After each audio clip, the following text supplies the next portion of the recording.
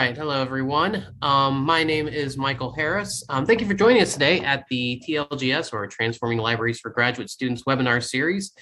TLGS is the only national conference on graduate librarianship, and it will take place from March 16th to the 17th, 2022. For more information, please do see the official conference repository at the link that Elizabeth is going to drop in the chat for you. I'm not going to attempt to read that URL out, but keep an eye out for that. So I am Michael Harris, Research and Instruction Librarian, along with Graduate Student Outreach Librarian at the University of Memphis. As you might have heard in the pre-show talk, I will soon be switching jobs and I'll be working at Utah State University Eastern, and I will be your host today. Hi, everyone, and my name is Elizabeth Klein. I'm from the University of Arizona. I will be moderating your chat today. If you have questions for the presenter, please go ahead and enter them in the chat. They'll go directly to me as chat host, or you're welcome to unmute it during that question and answer, and you can share your question with the speaker. All right. So today's presentation is entitled Fake Journals and Conferences, What to Know About the Faux. Our presenter is Jill Ciricella, and Jill is an Associate Librarian for Scholarly Communications at the Graduate Center of the City University of New York. Jill's research focus is scholarly communications, very broadly construed. Recent and current projects look at the anxieties surrounding open access, attitudes about practice-based library literature, and the lived experiences of hard-of-hearing librarians. She is committed to advancing ethical, community-led open access initiatives and is wrapping up a 3-year stint as chair of the editorial board of the Journal of Librarianship and Scholarly Communications. Jill? Great. Thanks for the introduction. That allows me to just go straight to sharing my slides. One sec.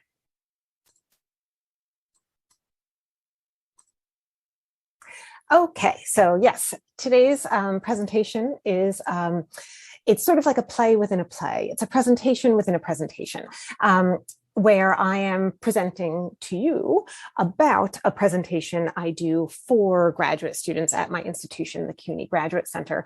And anything I say, show, use today, you're very welcome to make use of or modify and revise however you might like, if you'd like to incorporate these materials into workshops that you're already doing, or possibly create a new workshop based on these materials at your own institution. And to prevent you from needing to take notes, you can get back to these slides at bit.ly/gradlibfakers.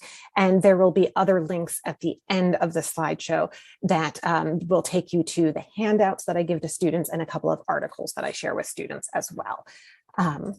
So I created this workshop at the Graduate Center at the specific request of our provost, who was concerned that our community, both our graduate students and our faculty, didn't really know what was going on with deceptive publishers in general. And so I was happy to do that, but I personally do not particularly like the term predatory journals or predatory publishers, and I'll talk a little bit about that, about why in a little bit. But suffice it to say, I'm not fond of that term. So I said, okay, I'm not using that term. We're going to call the workshop Fake Journals and Conferences, What to Know About the Faux. And as I did that workshop semester after semester, I always had a lot of engagement from the students who attended. I always felt they went well, but I was always surprised by how few students actually showed up.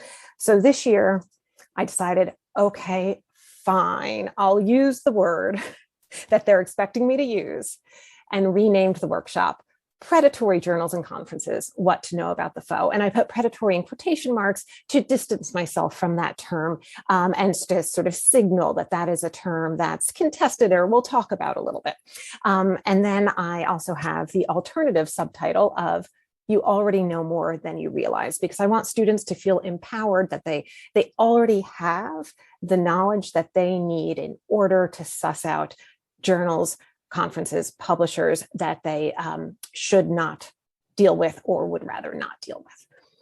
And so related to that, I started off first thing with a little game of I Spy. So haven't done any presentation yet about what they should be on the lookout for or explaining what the situation is. We start with I Spy to drive home that point that they already know more than they realize.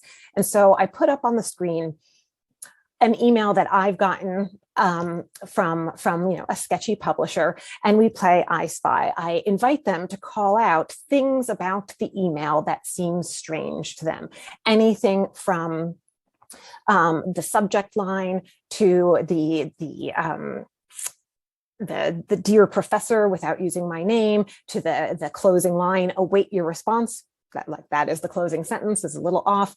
One of the things that I like to really talk about with the students is that second to last line of, we are confident that you will always be there to support us as in the role of eminent editor of our journal. Now, first of all, there generally is no such role as eminent editor, as they have it with two capital letters. But even if they didn't really mean to have eminent with a capital E, that kind of fawning or overly flattering tone is the main thing I tell students to be wary of when they receive these emails. And also the that angle of, I will be there to support them. Like that's not the angle that journals generally take with potential authors. It's not about authors serving the journal in that way. So we play I Spy, and I won't go over all of it now, but there's no shortage of things to spot in this particular email that I've received. And I'm sure you receive emails like this all the time too. Sometimes our students have started to receive them because they're a graduate student with an academic email address, and the publishers have found them. And sometimes they haven't started to receive them yet, but this way they'll be prepared for them when they do start to receive them. So as I've said, they're often called predatory journals, which is a scary term. But there are other terms used for this phenomenon as well. Pseudo journals, sham journals, fake journals is a term I like to use, or sometimes just more straightforward, deceptive journals. And as I was creating this workshop, I thought, okay, I know what I want to get across to students, but how do I want to get it across to them? And I realized, when I talk about this phenomenon with students, the flow of the conversation is often in the form of question and answer or call and response with sort of a growing sense of disbelief on their part. So I thought, okay, it's a presentation where I will primarily be doing the talking, but I'm going to structure it like that Q&A with growing disbelief. So you'll see that in my slides, how I go through this series of questions in the slides. So starting off, whatever we call these journals, what are they? And I think one of the simplest answers to that is that they're shady publishing operations that solicit manuscripts for inclusion in journal-like objects, which prompts students to say, what do you mean journal-like? And my answer to that is that they're journal-like because, yes, they consist of real articles by real people, and they're collected into real issues and volumes, but although they claim to vet manuscripts with peer review, they don't actually employ peer review. Either they don't employ it at all, or that such light peer review that it's not rigorous enough to meet anybody's own standards. And then students say, well, aren't there some journals that aren't peer reviewed? And yes, at some journals, there is not peer review. Some journals have editorial review only, where the editors alone decide on the acceptance. And at some journals, there's experimentations going on with different kinds of review methods. But all responsible journals, no matter what their review procedure is, they're honest and transparent about their refereeing policies and practices. And that really is the most important thing for everything about how a journal operates. It's not so much that they must be one way or must be another way, but that they need to be transparent about how they operate. So students sometimes say, well, why is there so much focus on peer review? Journals are lots of things. Why are you concerned exclusively on peer review here? And what I say to that is that, well, journals, yes, they serve multiple purposes. One of the roles they play is distribution, for example. But another role, and arguably the most important role they play, is conferring prestige, or issuing a kind of stamp of approval to manuscripts that meet their quality standards. So journals that lie about their peer review process also misrepresent their role in and their value to the scholarly ecosystem. So, well, why do they exist? And the answer is profit. And students say, yeah, but they're companies. Like, aren't there a lot of for-profit publishers? And yes, there are. There are a lot of commercial publishers, and some of them do make huge profits. So, for example, here's a chart with different companies that we think of as being highly profitable: BMW, Google, Apple. And there are Springer and Elsevier with profit margins that are well above the profit margins of these other high profit companies. So yes, some publishers do make huge profits. However, all reputable publishers also endeavor to disseminate quality research and to advance knowledge, either because they're actually committed to those things, or because they know they need to behave as though they're committed to those things because it's necessary for their long-term profitability to operate in that way. So how do the fake journals make money, though? They do it by charging publication fees that exceed the cost of producing these journal-like creations. And so a lot of students who are newer into their program, the idea of fees is very foreign to them. They think, well, fee, who in the world would pay a fee? I would never pay a fee. So it's important for me to explain to them that fees in and of themselves are not necessarily red flags, that many journals, including many high quality journals, charge author-facing fees. Some of those journals that have author-facing fees are open access journals, and there those fees are usually called article processing charges. And some are subscription-based journals where, yes, they pull in money from individual and institutional subscribers, but they also charge authors of certain kind of fees, for example, page fees, if they're in excess of a certain page count, illustration fees, color fees, etc. So fees, two distinctions are important. It is not just the case that fees are associated with open access journals, and it is also not the case that all open access journals charge fees. So I try to get that across, that fees are not confined to the world of open access journals. Now, ideally, fees are not paid from researchers' own pockets. Some institutions, not mine, not a lot of institutions, but some institutions will pay fees for their researchers. And grants can be used to pay fees. And some journals, typically speaking, high quality, reputable journals, will waive the fees for authors who cannot afford them. Of course, there are many journals where you just can't get around the fee, and many authors have no funds to pay these fees and therefore cannot publish in their preferred journal. So the whole fee model is hugely problematic, but that's not actually the focus of this workshop.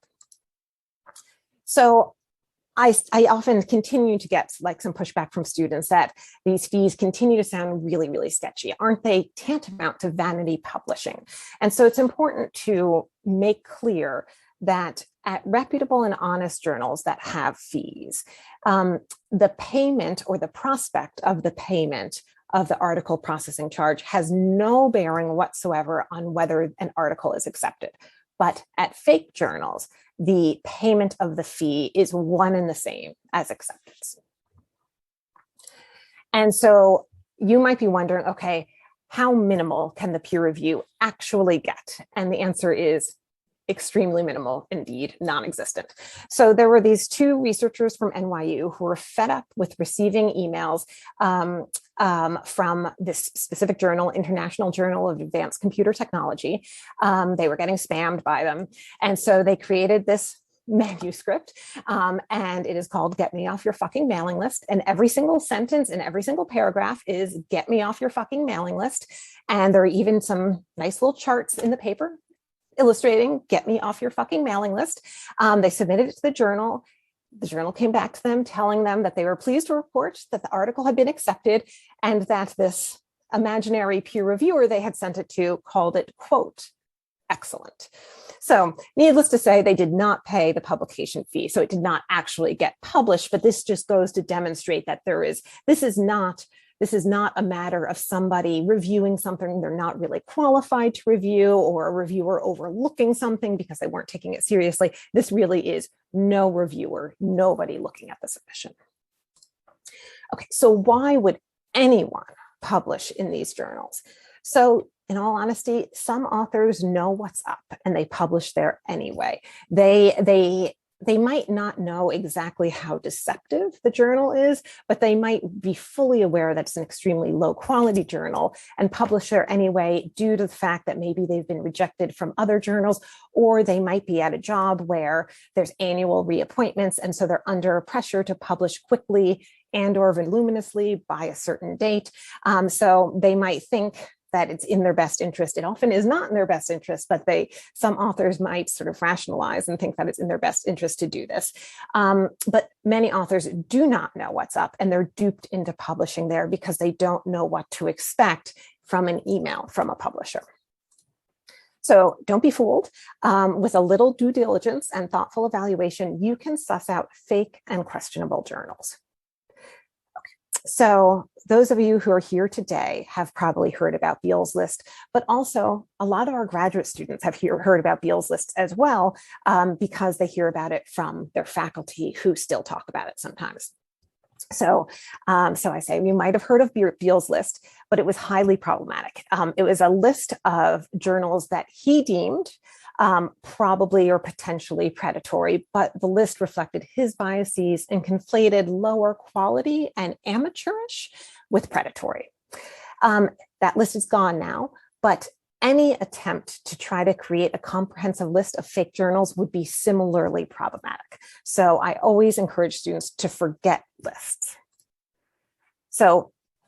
And one of the reasons for that is it's not just fake journals you want to avoid. So the lists would be problematic, but even if they weren't, even if there were some perfect list of fake journals, students shouldn't just avoid fake journals, but they should avoid any journal that doesn't meet their own quality standards, something that they wouldn't be proud to publish in and to proudly list on their CV.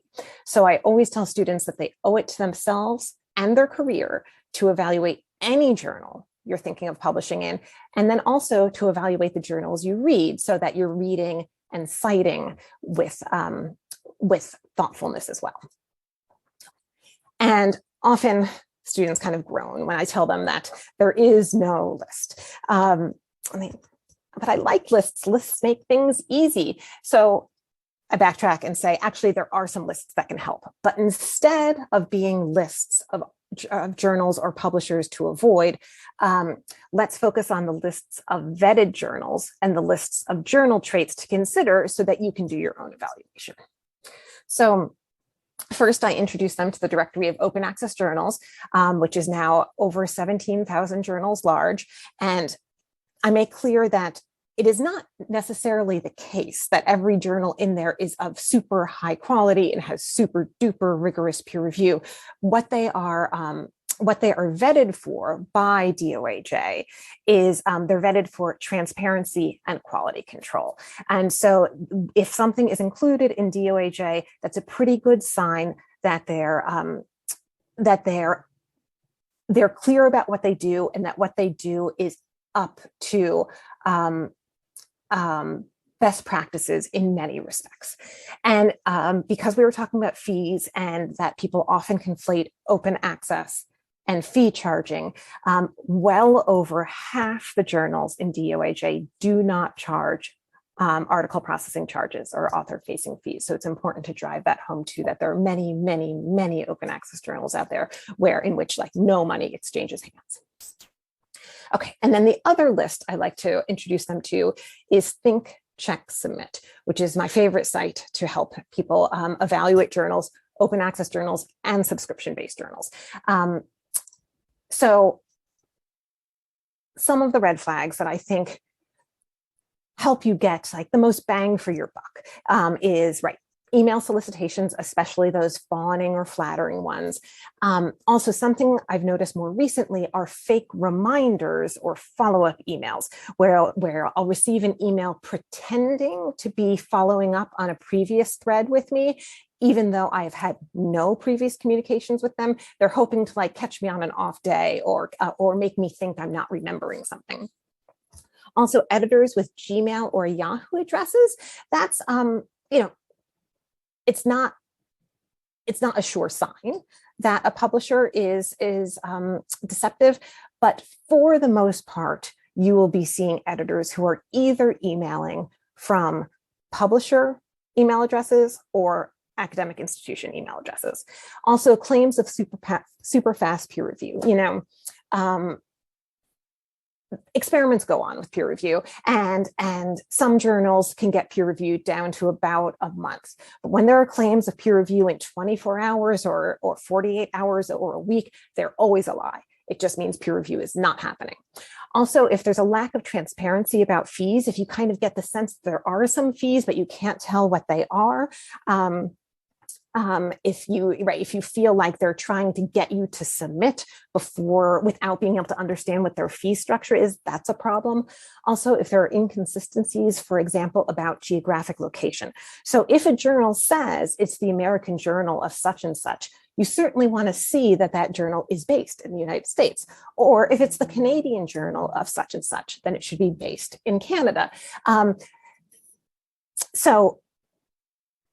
That's an obvious thing to look for. So very often there will be an American address or Canadian address, but sometimes it's worth it to like do a Google Maps search on that address, and you'll see that what's coming up is in no way an address of a publishing house. There was one that I did, this is my favorite one ever, where what came up was like the field house out by the athletic fields of a school in Canada. So it was just a completely made up address. And something I've started seeing recently when I Google the address is that it's co-working spaces. So it is a real office building. It is a real address, but there's not really like a headquarters there. It's just a co-working space. And the other thing, which takes considerably more time, but sometimes is worth it, I'd say I do it sometimes, I don't really expect students to do it, is to look at the editorial board membership, specifically to look at who they claim is on the editorial board, and then go see. Look up a few of those people, look at their CV. Do they themselves claim to be an editor of that journal or on the editorial board of that journal? Very often you will see that there is no mention of the journal on their CV, which is a pretty good sign that they are not actually associated with that journal. More red flags, copycat titles that are either very similar to existing established reputable journals or so very similar that you might not catch the difference. Missing ISSN numbers or faked ones, that would require looking it up, but you can look up an ISSN and see what journal it's associated with. Also, false claims about impact factor or boasts about metrics that sound kind of like impact factor, but don't actually exist. False claims about inclusion in library databases. And this is something, again, where I look it up often. I don't necessarily expect students to, though. But so if they say they're indexed in Scopus, look it up. Are they actually indexed in Scopus? There will very often be false claims that they just assume people aren't going to look into. And then related to that, there will often be boasts about inclusion in tools like Google Scholar, where it doesn't take anything to be included in Google Scholar. There is no vetting involved in being included in Google Scholar. So there's no point of pride there. And the most startling one I've ever seen, I just saw the other day, where they boasted about being included in SlideShare, which I thought was a very strange thing to boast about on their website. And then there are some things to consider where it's not necessarily a red flag, but it's something that should prompt you to look a little bit more carefully. So if a journal has an extremely broad scope, look at it. There are journals like PLOS One that have extremely broad scopes, but most journals have a narrower scope. So see what's going on. Often these journals have extremely broad scopes because they're just willing to accept anything. And so they claim to be a desirable publishing venue for any of these sciences and any of these social sciences. And sometimes you also see weird combinations, like the International Journal for Business and Humanities. And not that there couldn't be very interesting interdisciplinary journals, but when there's these sort of these combinations where it doesn't seem like they're aiming for interdisciplinarity, but they're just juxtaposing things that don't go together, that's worth scrutiny. Also, if it seems to be very new or if the website seems to be incomplete, take a look at that. Now, there are always new journals. There are always journals that are still working on their website. That's not necessarily a sign of problematic behavior, but it should just prompt you to look more closely. Also, article quantity. Sometimes these deceptive journals have very few articles, not because they're very choosy, but because most people understand that they shouldn't be submitting to them. Sometimes you'll see that they have a lot of articles, not because they're very popular, but just because they accept everything. So see what's going on with the quantity. If it's smaller than typical or larger than typical, you might want to be looking at why. Also, the appearance of the website is something, not necessarily a red flag. Academics do not necessarily have web design skills, but if it looks super amateurish, give it a look. See if it seems to be run by people who are making a serious, good faith effort to share scholarly knowledge, or if it just seems to be a scam. And then another thing that should make you look closely, but not necessarily be considered a red flag, are English errors of spelling or grammar. If the journal claims to be from a primarily English-speaking country, from the US, from the UK, and there are terrible English errors on it, then yes, it's probably not actually being produced in the US or the UK. And that's fine if a journal is not produced in the US or the UK, but if they claim to be, then that's a problem. And so you should know that, right? A lot of academia, a lot of the scholarly world communicates in English, even though it's not the first language of many, or the preferred language, or the primary language of many of the researchers.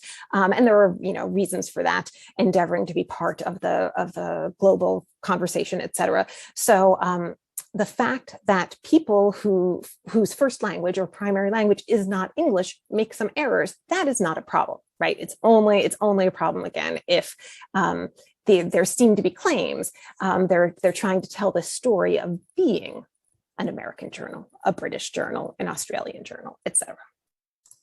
Okay, so that was a long list, but the upshot is think critically, but also go with your gut. You don't need to go through each one of those bullets.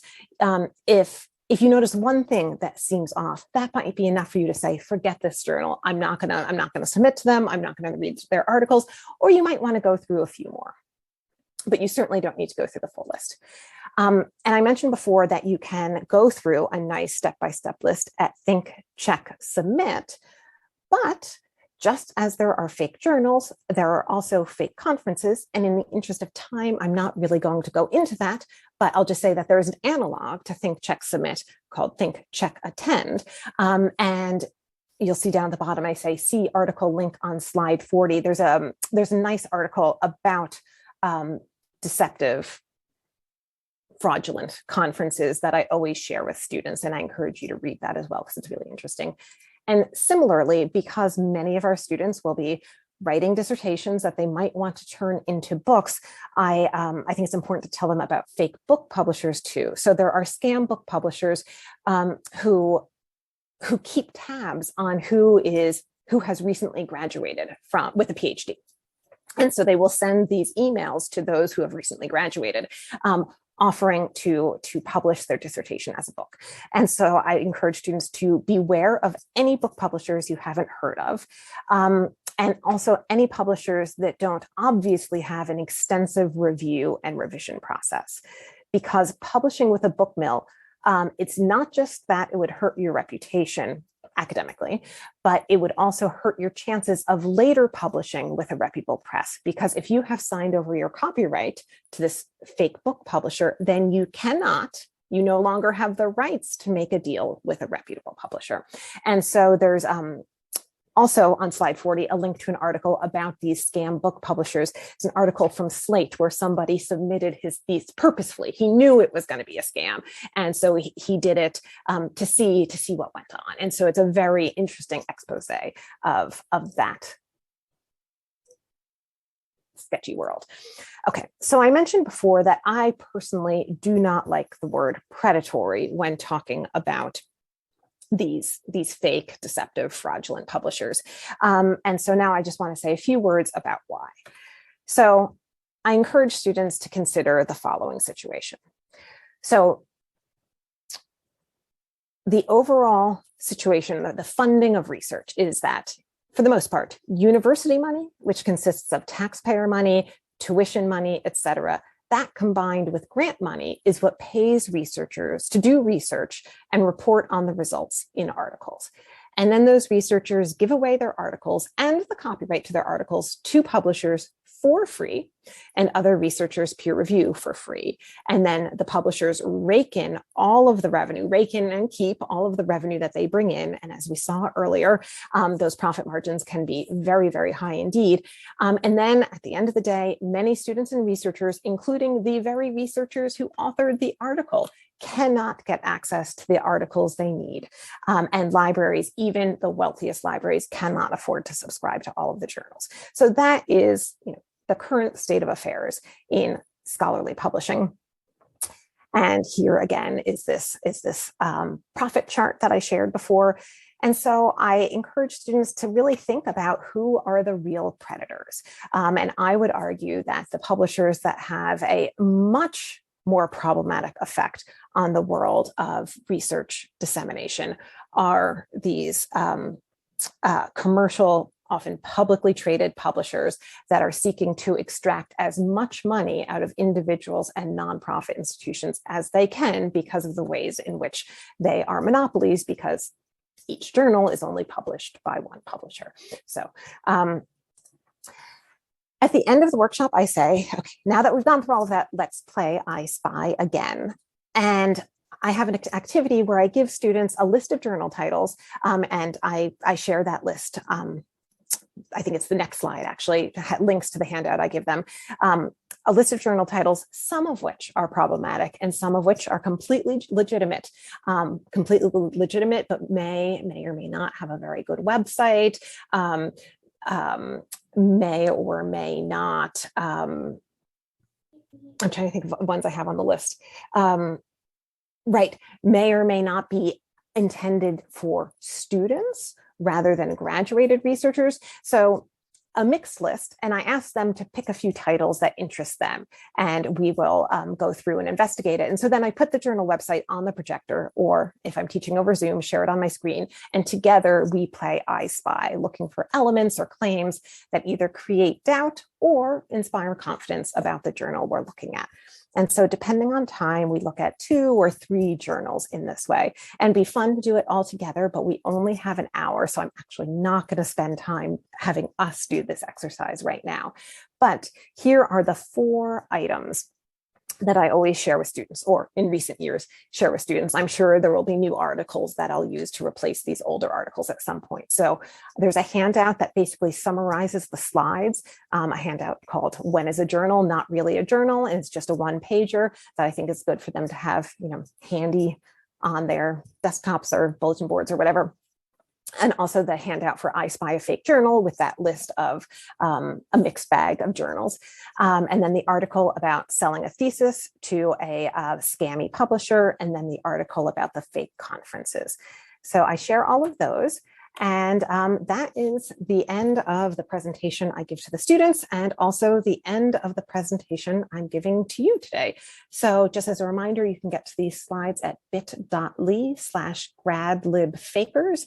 And also a reminder that the slideshow is licensed by me under a CC BY Creative Commons license. And so you are welcome to use and reuse and remix these slides however you might like. And with that, I will stop sharing so we can chat.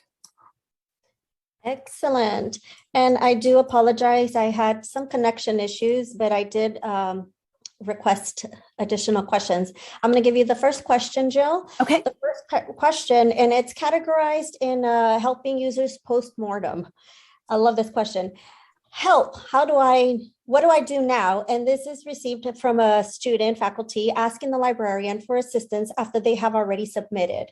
And now they're in trouble. And librarian says, well, instead of responding, you should have reached out to us first. Do you have any techniques, strategies, tips that you can share? So not from firsthand experience, because I have personally never been approached by a student who says like, help, it's too late. I learned this all too late. But I have on various listservs seen librarians talking about interactions like this with researchers, students, or faculty. And so I guess there's two different situations. One is if the article is submitted but not yet published, and the other is if the article has already been published. If it's submitted and not yet published, then they need to go and look to see if they signed over their copyright upon submission. If they did that, then they're going to have to wrangle with them a little bit. And so there have been, as I've seen on listservs, but again, don't know from firsthand experience, situations in which these, highly problematic pseudo publishers have held the manuscript kind of hostage. You signed the copyright over to us. It's ours now. To publish it, you have to pay us money. If you want to get it back from us, you have to pay us money. And then I've also on these listservs seen some conversation about what happens if it's been published already. My sense is that some folks will go about writing an angry letter themselves, and some folks will enlist the services of a lawyer associated with the university or otherwise. But I think it really depends on the outfit, how much luck you'll have and how responsive they'll be. I'll be curious if anyone chimes into the chat if they know anything or have heard examples more specific than what I've heard. Excellent. So I have some other questions, and I'll keep an eye on the chat too for you. Question number 2 is, how reliable is Ulrich with checking for legit journals? Good question. At my institution, I don't have access to Ulrich, so I can't say anymore. So the one thing I remember from when we did have access to Ulrich, right, it has like the peer-reviewed or refereed category. And so once upon a time, we used to tell students to, want to know if a journal's peer-reviewed, look it up in Ulrich.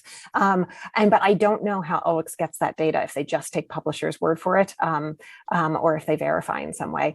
Again, if somebody has access to Ulrich, I'd love to hear from them. But yeah, I'm at an institution that does not have all that much money. And so not only can we not subscribe to all of the journals we should be subscribing to, there's a lot of databases that we've had to let go as well. Oh, yes.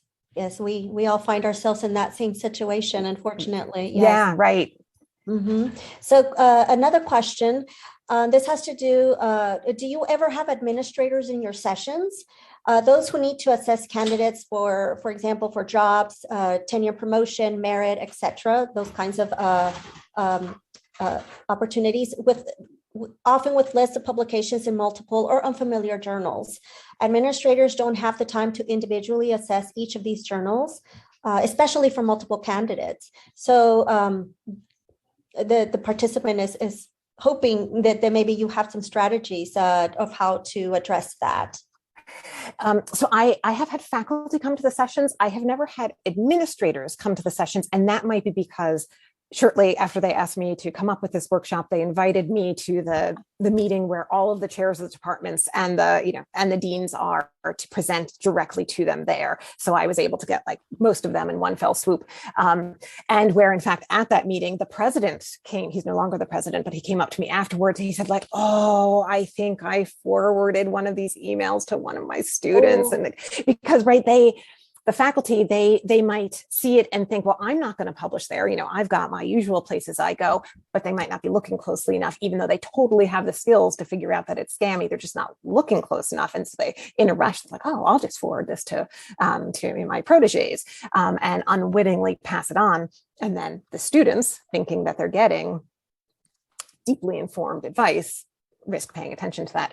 But though I haven't had administrators come to the workshops other than that one I did for the folks upstairs, I do sometimes get emails, and I always, in my responses, I always try to make clear that it's it's not really a question of like in this category or in that category. Like, let's look at what's going on here, is it a reasonable place for this research to be appearing, or even if the faculty member made a mistake in submitting it there, let's look at the research. So maybe it wasn't peer reviewed, but that doesn't mean it can't be evaluated on its merits now. But yes, I have been sent lists of journals sometimes saying like, what do you think about these?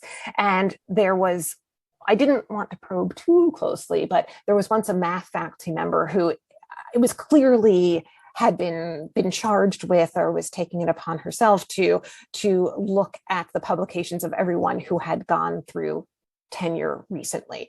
And that was actually very interesting, because she was sent me these long lists of venues, and some of them were book chapters and subscription-based journals. Like it wasn't so much specifically about like, oh, predatory open access journals, but wanting input about all of the venues of all types. And so there I kind of felt like she wasn't doing the work that's required of somebody in the field to understand the landscape. But yes, I remember in that exchange also trying not to vilify, trying to encourage her not to vilify anyone for places they may have published, especially if it's sort of borderline cases where maybe it's not a great journal, but respectable enough, seemingly honest, on the up and up, but just not top quality. Like that, there is no reason to judge somebody overly harshly for publishing a modest work of research in a modest venue. Mm-hmm. Wonderful. Well, there were some more comments about really great engagement here with the audience, but I'll just mention it and related to somebody mentioned that they like how Scopus is slowly removing the fake journal articles from its database, and that PubMed journals give you the clue that it's a fake journal or not. Yeah. Another comment, Ulrich only lists journals that have ISSNs assigned, not for quality control. The dodgy journals can still register, of course, as you presented, for legit ISSNs. Another question, what do you make of, is it Cabell's journalytics and predatory reports, formerly whitelist, blacklist? And so actually, I'm glad you're not sure of the pronunciation, because I'm not either. So if anybody knows, is it Cabell's? I don't know. They began that effort in partnership with Jeffrey Beal, I believe. And so I think it was an effort to be more transparent and more rigorous about evaluation, where it wasn't just, one person and his opinions. So I think there's value in making it more of like, right, a collective assessment with avenues to revision and redress and stuff. But at the same time, it's not very transparent because it's subscription based. I'm not in love with it, both because I suspect that a lot of the biases against what might be considered non-standard English or global Englishes persist, and because I think the really sketchy journals, like the really fly-by-night operations, they're going to change their names as they're found out. Like they're just going to keep morphing to evade. And so no list fixed at a given moment of time is going to be true for all that long. And so I actually think helping folks understand the skills to evaluate is much more important. Mm-hmm. Very good. And Barbara appears to come to our rescue with the pronunciation. She says it sounds like cobbles. Yes. Thank you. Yes, thank you. Another question. A faculty member at my institution was removed as a reviewer by a Frontier journal because he rejected an article. That article was finally published by that journal. Is it a red flag for that journal? That's really interesting. So, right, there have been issues with the Frontiers journals, Frontiers in this, Frontiers in that, where my understanding is some of them are publishing pretty good stuff. They're legit. They're doing what they should, and that some there have been more issues with. And so I think sometimes the publishers that try to grow overly quickly and find themselves in hot water. And so, right, there was I'm spacing on the name, right? A publisher that tried to grow very quickly. They wanted to be part of like the real scholarly conversation, but they were making all of these missteps. And so they were, put on various lists and excluded from various directories for a while, but then they sorted out their act and they started adhering to better practices. And then they were considered more reputable and welcomed back into the fold. But with the Frontiers one, yeah, I feel like the jury's kind of out. There have been Pandawi, thank you. That's who I was trying to think about, the publisher that was making missteps and then kind of cleaned up their act. People, there's chatter about Frontiers online. The removing somebody as a peer reviewer is very interesting, because I would think that most journals would not inform the person we're booting you out as a peer reviewer, but just like not go to them for peer reviews anymore. So the fact that the person was told they weren't a peer reviewer anymore, it's very interesting.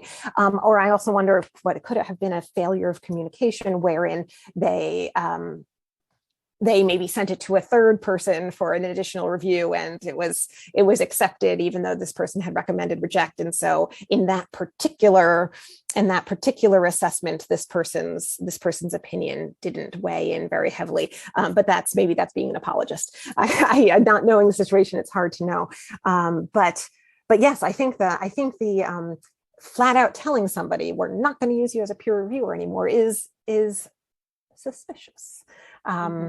It certainly seems to be sending the message anyway that we only want you to be accepting. And I see a comment in the chat about omics. Yes, and so actually, one of the journals on the handout that I share, it was an omics journal, and so omics, pursued by the FTC, got in lots of trouble with the FTC, but how much power does the FTC actually have over them, given where their operations or the extent to which their operations actually are in the United States? Anyway, it seems like their solution to this has been to incorporate as something else, because this journal that was an omics journal is now published by a different publisher, but I think it's just a reincarnation of omics. Yes, because I think omics, just without a doubt, was engaging in really unscrupulous, fraudulent author ensnaring practices. They were not a borderline case at all. But I think they have risen from the ashes as something else. I'm just going to go back to my slides for a second, just to remind myself.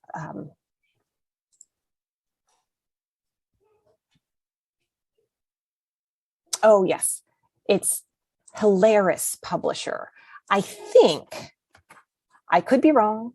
There could be complications in the timeline and the family trees of these publishers that I'm not aware of. But I think this was what I'm pasting in the chat, Arts and Social Sciences Journal, which is one of those journals with, right off the bat, a really suspiciously broad scope. That used to be an omics journal and now is Hilarious publisher. Oh, MDPI is another one. They're another one kind of like Frontiers, where it seems like some of the journals are totally unquestionably fine, but there are also anecdotes about some of the journals being kind of unscrupulous or sketchy publishing ethics. So exactly, mixed quality. Mm-hmm. So I see two more questions. I'm gonna read this first one here. What would be the best protocol if you have a faculty member or student ask if a particular journal is predatory, especially if the journal has some concerning qualities, but also a lot of good and transparent qualities? Is it better to give them an assessment of what you see to be green and red flags and let them decide on their own? Or do you think, or be more firm and answer with a yes or no? And that's in some ways it's like the graduate level equivalent of the, like, do you find the article for somebody, yes, or do you show them how to find the article? What I tend to do is spend some time with the journal website myself and spend some time writing my reply so that I will actually say, I noticed this and, that seems concerning, or I noticed this and this is reassuring. And so in all honesty, I probably end up putting more work into my response than if I just said yes or no, or if I just directed them to think, check, submit. But I feel like the modeling, how you would go through it with a real world example is my general approach. And I see another question. This is for broad engagement. Does anyone look at where the journal is indexed as some type of indicator of a journal's importance or value? I'm interested in showing or proving the findability of a work. And yeah, that's a very good question. In some ways, it's like an inside baseball question because, right, like these in the time of Google Scholar, who beyond librarians is really looking at what is indexed in other tools, and not that there aren't some folks, but I think that that we are maybe more diligent in that regard than a lot of the researchers. And so, yes, it's tricky. So at my institution, we have a Web of Science, but we don't have Scopus. And Web of Science prides itself on only allowing in the top journals in every field. And so they are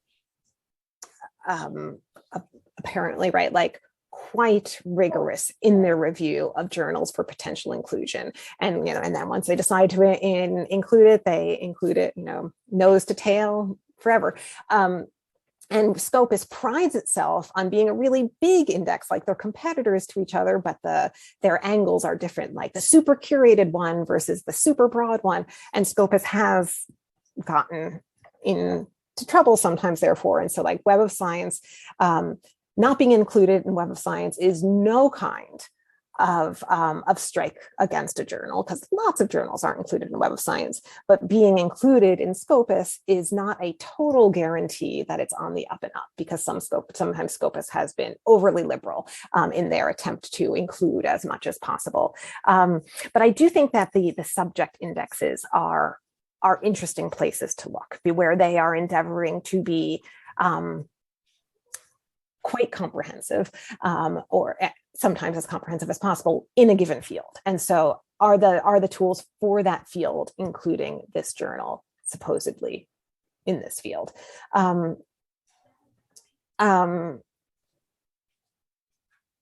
Yeah, and there's certainly participants are agreeing with you.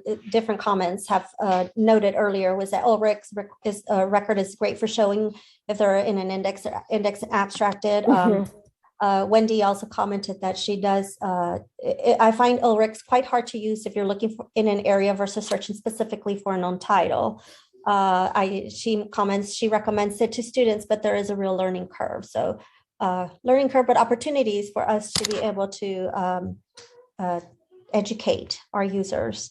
And Directory of Open Access Journals, sort of like Scopus, right, had some missteps, like let in some journals that it maybe should have caught. And so quite some time ago at this point, Directory of Open Access Journals made all journals reapply for inclusion. And so like they started out by realizing they needed to eject some journals, and they did that. And then they made a more rigorous application process, and journals had to apply again. And so now if something is in Directory of Open Access Journals, right, it's no guarantee that they're going to be indexed in the subject databases. It's no guarantee about, right, like how well the journal website is made in terms of